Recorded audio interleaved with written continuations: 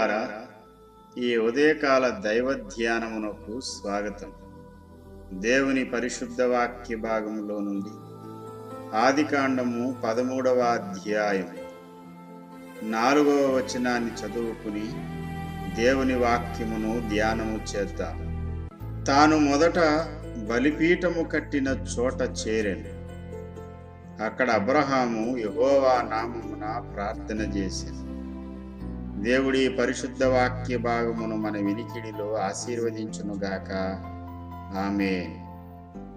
ప్రియ మిత్రులారా, మెసొపొతేమియాలో మహిమ కలిగిన దేవుడు అబ్రహామునకు ప్రత్యక్షమయ్యాడు. నేను చూపించబోయే దేశమునకు నీవు బయలుదేరమని ఆజ్ఞాపించాడు. దేవుని పిలుపు మేరకు బయలుదేరిన అబ్రహాము హారాను వరకు వచ్చి హారానులో చాలా కాలం ఉండిపోయాడు. తర్వాత దేవుడు మరలా మాట్లాడిన తర్వాత బయలుదేరాడు. కనాను భూభాగానికి వచ్చాడు.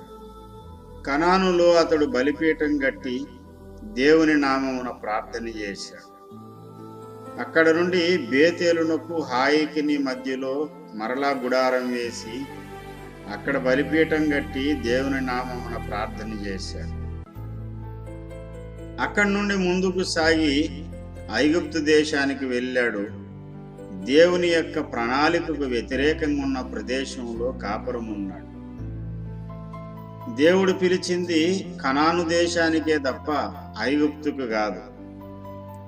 దేవుడు అబ్రహామును పిలిచింది కనాను దేశంలో ఉండడానికి. ఆ విషయము వివరంగా అబ్రహాముకు అర్థమయ్యింది. ఎందుకంటే మోరే దగ్గరున్న సింధూర వనములో అతడు బలిపీఠం కట్టినప్పుడు దేవుడు చెప్పాడు, ఈ దేశాన్ని నీకు స్వాస్యంగా ఇస్తాను అని. దేవుడిచ్చిన స్వాస్యంలో కరువు వచ్చిందని ఐగుప్తు దేశానికి బయలుదేరాడు. అవమానాన్ని ఎదుర్కొన్నాడు. అవమానంతో ఐగుప్తీయులు అతన్ని పంపివేశారు. ఆ మాట మీరు ఆదికాండం 12వ అధ్యాయం 20వ వచనంలో చూడగలుగుతారు. వారు అతనిని, అతని భార్యను, అతనికి కలిగిన సమస్తమును పంపివేసిరి అని రాయబడి ఉంది. దేవుడు చూపిన ప్రదేశంలో ఉండకుండా దేవుని ప్రణాళికకు అవతల ఉన్నటువంటి ప్రాంతానికి వెళ్తే అవమానం గాక మిగిలేదేంటి? ఈనాడు చాలా మంది దేవుని పిల్లలు దేవుని ప్రణాళికకు వెలుపల ఏదో సాధిందామని పరుగులు పెడుతూ ఉన్నారు. అవమానం పాలవుతూ ఉన్నారు.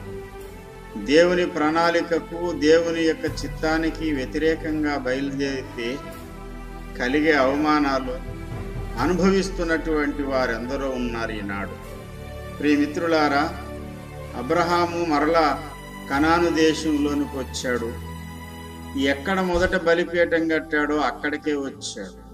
ఈనాడు చాలా మంది తాము కోల్పోయిన ఆత్మీయ జీవితాన్ని గూర్చి బెంగపడుతూ, ఇక మరలా మేము ఎన్నటికీ అటువంటి ప్రార్థన జీవితాన్ని కట్టుకోలేమేమో, మరలా మా జీవితంలో అటువంటి ఆధ్యాత్మిక అనుభవాలు రావేమో అని కుంగిపోతున్న వారు చాలా మంది ఉన్నారు. మొదట నీకున్నటువంటి ఆధ్యాత్మిక అంతస్తును దేవుడు మరలా నీకు అనుగ్రహిస్తాడు. నీవు కోల్పోయిన దాన్ని దేవుడు నీకు ఇవ్వడానికి సంసిద్ధంగా ఉన్నాడు. అబ్రహాము ఏ స్థితిలో నుండి దిగిపోయాడో మరలా ఆ స్థితికి బయలుదేరాడు. ఉత్తర దిక్కు నుండి దక్షిణపు వైపు ఉన్నటువంటి ఐగుప్తుకు వచ్చాడు. మరలా ఉత్తర దిశగా ప్రయాణం సాగుతూ ఉంది. ప్రియమిత్రులారా, ఏ చోటు నుండి నీవు దిగజారిపోయావో, ఏ ప్రార్థనా జీవితాన్ని కోల్పోయావో, మరలా ప్రార్థనా జీవితాన్ని కట్టుకోవడానికి, నీ జీవితాన్ని నూతనపరుచుకోవడానికి ఈ పరిశుద్ధ ఆదివార దినమందు దేవుని సన్నిధిలో నిన్ను నీవు ప్రతిష్ఠ చేసుకో. దేవుని సన్నిధిలో నిన్ను నీవు సమర్పించుకున్న నాడు నూతన జీవము కలిగి దేవుని సన్నిధిలో సాగగలుగుతావు. అబ్రహాము కోల్పోయిన దానిని అబ్రహాము పొందుకున్నట్టు ఈ ఉదయకాలం నీవు కోల్పోయిన నీ ఆత్మీయ జీవితాన్ని దేవుడు మరలా నీకు సమృద్ధిగా అనుగ్రహించి శిఖరముపై నిన్ను నిలవబెట్టునుగాక. ఆమేన్.